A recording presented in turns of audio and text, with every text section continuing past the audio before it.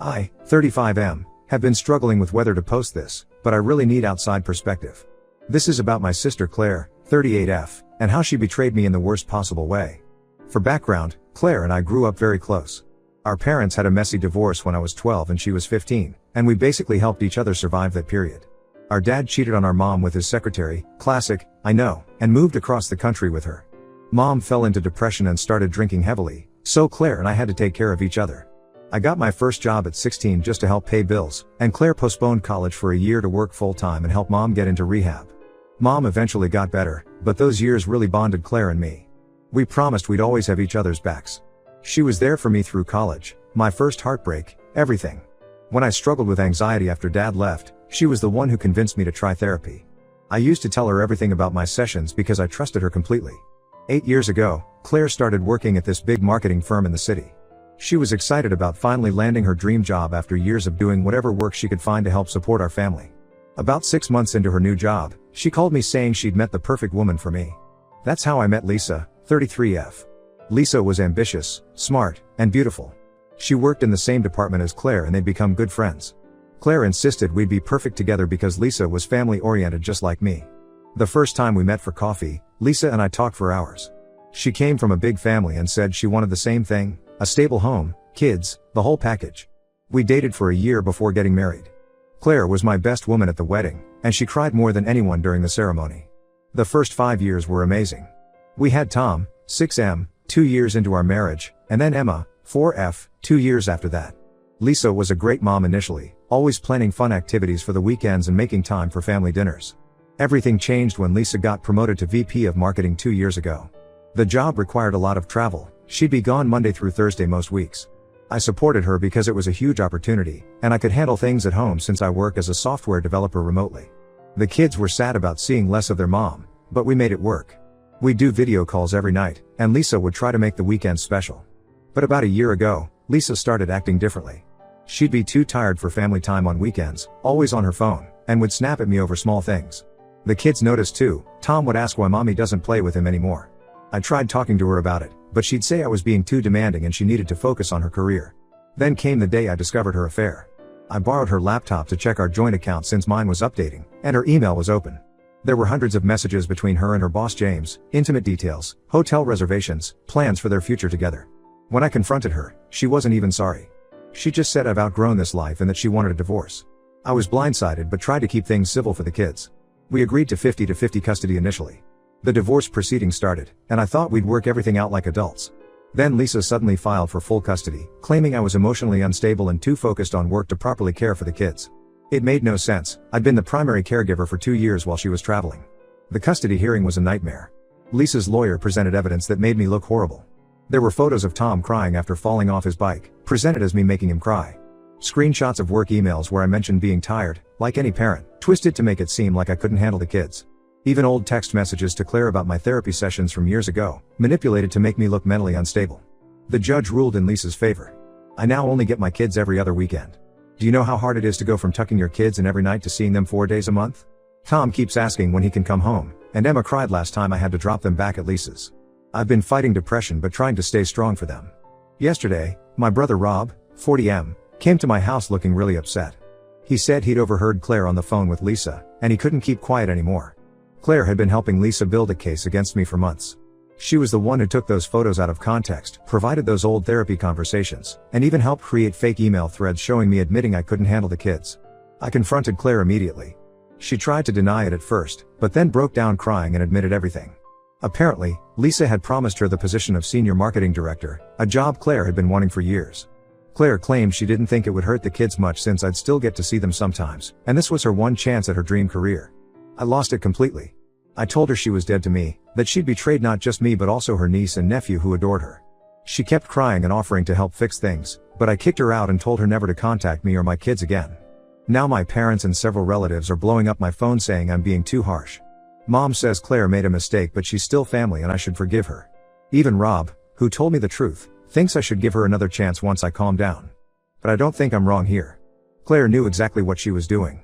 She watched me build a life, helped Lisa destroy it, and then expected forgiveness because we're siblings? The sister I grew up with, who helped me through our parents' divorce and supported me through therapy, chose money over her own family. I can't wrap my head around it. Edit, thank you for all the responses. To clarify, yes, I have a lawyer and we're gathering evidence of the fake documentation. Claire isn't married and doesn't have kids of her own. She still lives in the same city as Lisa and started her new job last week. My kids ask about their aunt sometimes, but I haven't told them what she did yet. I'm waiting to speak with a child psychologist about the best way to handle that conversation. Update 1 first, I want to thank everyone who commented on my original post. Your support and advice helped me realize I wasn't overreacting to Claire's betrayal. Several people suggested getting a new lawyer who specializes in custody cases, which I did immediately. The new lawyer, Jennifer, was furious when she reviewed my case. She said the evidence Lisa presented wouldn't have held up if it had been properly challenged by my previous lawyer. We started building a case to prove the documentation was fabricated, and initially, things looked promising. Claire agreed to meet with Jennifer and seemed willing to sign an affidavit admitting what she'd done. She even cried during the meeting and said she wanted to make things right. But then Claire disappeared. She stopped answering calls, blocked me on social media, and even moved out of her apartment. I couldn't understand why until Rob called me yesterday with some devastating information. Lisa didn't just give Claire the promised job, she made her senior marketing director with a salary of $180,000, plus bonuses and stock options. My sister sold my relationship with my kids for a fancy title and a corner office. But that's not even the worst part. Rob started digging into Claire and Lisa's relationship after Claire ghosted us. He works in IT and offered to check Claire's old laptop that she'd left at our parents' house years ago. What we found made me physically sick. Claire and Lisa had been friends for 3 years before introducing me to Lisa. They met at a marketing conference and stayed in touch. There were old messages showing they'd planned everything from the start. Lisa had been looking for someone with a stable job and good income who could help her advance her career. She needed to be married with kids to project the right image for upper management at her conservative company. Claire suggested me because she knew I wanted a family and had a good job. There were messages where they literally discussed how I'd be perfect because I was naive and trusted too easily. The most painful discovery was that Claire knew about Lisa's affair 6 months before I found out. She and Lisa had regular lunch meetings where they planned the custody battle. They knew Lisa's company would never promote a divorced woman to executive level, especially if she had an affair, so they needed to make me look like the bad guy. Claire had been gathering ammunition against me for months. Remember how I mentioned sharing my therapy experiences with Claire? She kept notes of everything I told her about those sessions. She and Lisa carefully selected parts that, taken out of context, could make me appear unstable. Like when I talked about having anxiety during our parents' divorce, they twisted that into a pattern of mental health issues. The family iPad we used to share had more evidence. Claire sometimes used it when visiting, and she forgot to log out of her email. There were dozens of messages between her and Lisa strategizing how to take photos that could be misinterpreted. They literally planned to catch the kids crying or upset after normal things like getting vaccines or falling while playing, then save those photos for the custody case. I showed everything to our parents. Mom had been defending Claire, saying she must have had her reasons, but seeing those messages broke her. She had to be hospitalized briefly after having what the doctor called an anxiety attack. Dad flew in from California for the first time in years, saying he needed to deal with this family crisis. The hardest part is dealing with my kids. Tom asked me last weekend why I don't pick him up from school anymore like I used to. Lisa's been telling them I'm too busy with work to have them during the week. Emma drew a picture at school of our family, but she put a big X over where I should be because Mommy says Daddy doesn't live with us anymore because he works too much. Jennifer says we have a strong case for custody modification based on the new evidence. She's particularly interested in the emails showing Lisa and Claire plan to manipulate the custody hearing. But the court system is slow, and it could take months before we get a hearing date. What kills me is that Claire keeps showing up at our parents' house acting like she's the victim. She told Mom she had no choice because Lisa had threatened to fire her if she didn't help with the custody case. But the messages we found prove that's a lie. She was a willing participant from the beginning. Rob suggested trying to use Claire's job offer as leverage, saying we could report Lisa to her company's board for offering a job in exchange for false testimony. But Jennifer advised against it for now, saying we need to focus on the custody case first. She's worried that if we rock the boat too much, Lisa might try to move away with the kids before we can get back to court. I've started documenting everything now. Every interaction with Lisa, every time she denies my scheduled calls with the kids, every comment the kids make about things she's told them about me. Jennifer says building this record could help our case. The only small victory is that some of Lisa's family have started reaching out to me. Her sister called to say she doesn't believe the accusations against me and offered to testify about Lisa's character if needed. Apparently, Lisa has a history of manipulating situations to get what she wants. I just never saw it because Claire helped hide her true nature from me. I still can't believe my own sister orchestrated all of this. The person who held me while I cried over our dad leaving, who supported me through college and my early career, who was Aunt of the Year to my kids, she spent years helping someone plot to destroy my life. All for a job title and a bigger paycheck. Some people have suggested therapy, but right now, I'm focusing all my resources on the custody battle. I need my kids back first. Then maybe I can deal with the emotional fallout of losing both my wife and sister to greed and betrayal. I'll update again when there are new developments in the custody case. Thank you all for your support and advice. It helps to know I'm not alone in this fight. Update 2: The custody case finally broke open, but not the way anyone expected. Claire showed up at my lawyer's office last week with a USB drive containing everything, and I mean everything. But before I get into that bombshell, I need to explain what led to this moment. For the past 3 months, I've been living for my weekend visits with the kids. Tom's been struggling in school, and his teacher sent a note saying he's become withdrawn. Emma started having nightmares and asking if I left because I don't love them anymore. It's been killing me that I can't tell them the truth about what really happened. About 2 weeks ago, our mom had a serious talk with Claire. Mom told her about Tom's problems at school and Emma's nightmares. She also revealed something I hadn't known: Claire had suffered from similar issues when our dad left. Apparently, this hit Claire hard. She spent 3 days locked in her apartment, not even going to work, just thinking about everything. When Claire finally came to Jennifer's office, she didn't just bring evidence about the custody case. She revealed the real reason behind her betrayal, and it wasn't just about the job. 10 years ago, I had warned her boyfriend Mike about her gambling problem. Claire had begged me to keep it secret, but I found out she'd taken loans in Mike's name to cover her gambling debts. I couldn't let him get trapped in that, so I told him everything. He left her, and she had to declare bankruptcy shortly after. Claire admitted she'd been plotting revenge ever since.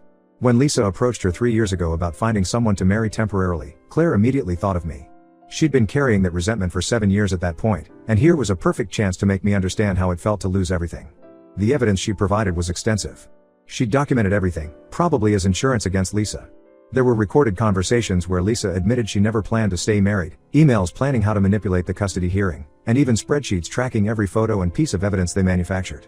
But here's what really blew the case wide open. Claire had emails proving Lisa and her boss had been having an affair for over a year before her promotion. They'd planned it all. Lisa would get married, have kids to look family-oriented, then get promoted and eventually leave me. The company had a strict policy against workplace relationships, especially between executives, which is why they needed to make me look bad in the divorce. Jennifer took everything to Lisa's company's legal department. Within 48 hours, both Lisa and her boss were fired. The company has a zero-tolerance policy for using corporate resources to fabricate legal evidence, plus the hidden affair violated multiple company policies.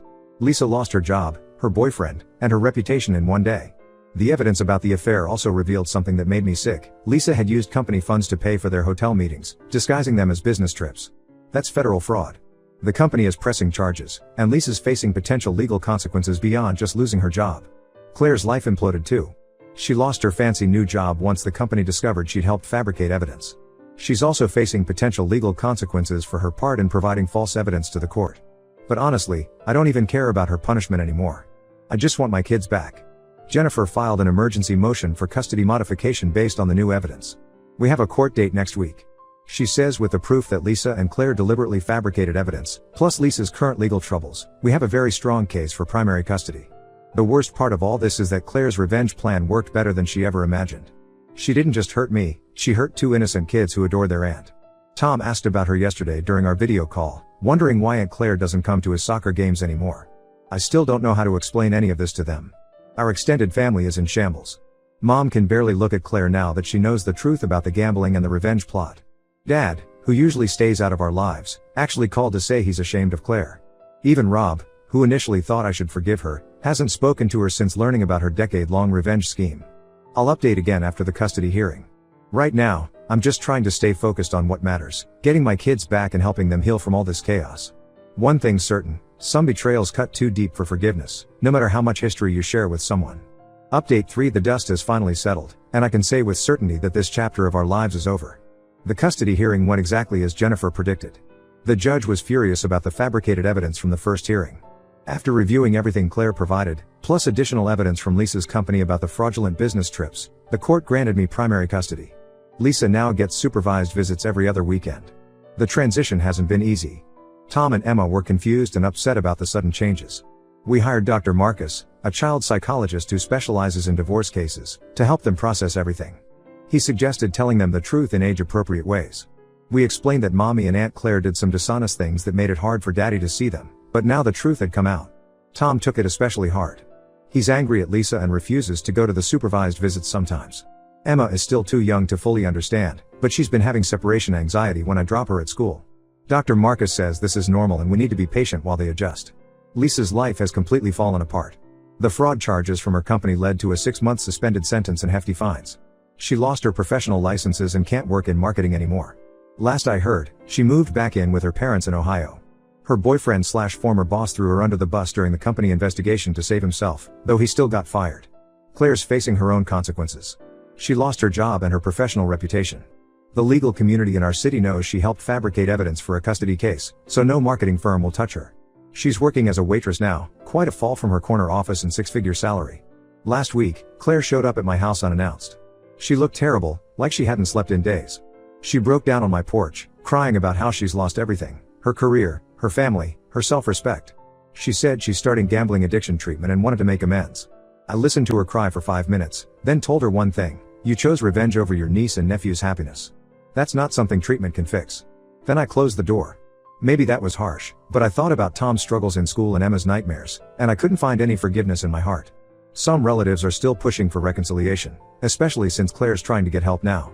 Mom's sister keeps saying that families should stick together and Claire's suffered enough.